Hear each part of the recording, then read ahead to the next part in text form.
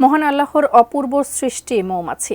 দেখতে খুব ক্ষুদ্র এই পতঙ্গকে পবিত্র কোরআনে দেয়া হয়েছে বিশেষ মর্যাদা।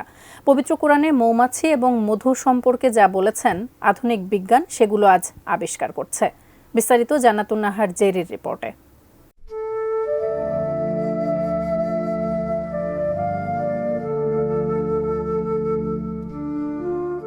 মহান আল্লাহ তাআলা প্রায় ১৪৫০ বছর আগে পবিত্র কোরআনে মৌমাছি ও মধু সম্পর্কে যা বলেছেন আধুনিক বিজ্ঞান সেগুলো আজ আবিষ্কার করছে। মৌমাছিকে আরবিতে বলা হয় নাহল। পবিত্র কোরআনে নাহল নামে একটি সূরা অবতীর্ণ হয়েছে। এই সূরাটি পবিত্র কোরআনের ১৬তম সূরা। সূরাটি মক্কায় অবতীর্ণ হয়েছে এবং এর আয়াত সংখ্যা ১২৮টি। এই সূরার ৬৮ নম্বর আয়াত থেকে এর নামকরণ করা হয়েছে। সূরাটির ৬৮ এবং ৬৯ নম্বর আয়াতে মৌমাছির কথা রয়েছে।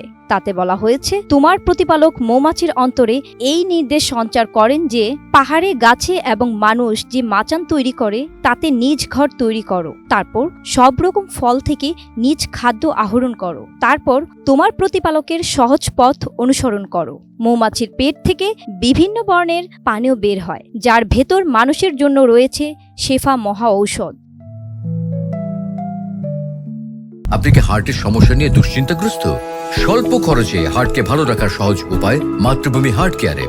মধুকে পবিত্র কোরআনে বলা হয়েছে ফিহি শেফাউল লিন্নাস তথা মানবজাতির মহা ঔষধ। প্রিয় নবী সাল্লাল্লাহু আলাইহি সাল্লাম মধু খেতে খুব ভালোবাসতেন। হযরত আবু সাঈদ খুদরি রাদিয়াল্লাহু তাআলা আনহা থেকে বর্ণিত একটি লোক রাসূলুল্লাহ সাল্লাল্লাহু আলাইহি সাল্লামের কাছে এসে বলল, আমার ভাইয়ের খুব পায়খানা হচ্ছে। তিনি বললেন, তাকে মধু পান করিয়ে দাও। সে গেল এবং তাকে মধু পান করালো। আবার সে এলো এবং বলল পুনরায় যে, হে আল্লাহর রাসূল, তার পায়খানা তো আরো বৃদ্ধি পেয়েছে। তিনি বললেন, আল্লাহ সত্যবাদী এবং তোমার ভাইয়ের পেট মিথ্যাবাদী। সে গেল এবং তাকে মধু পান করালো। এবার সে সম্পূর্ণ আরোগ্য লাভ করলো।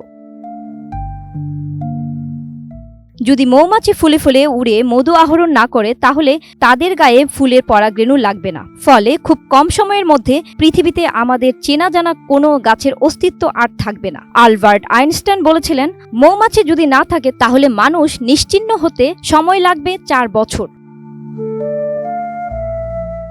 Desk report, ATN news.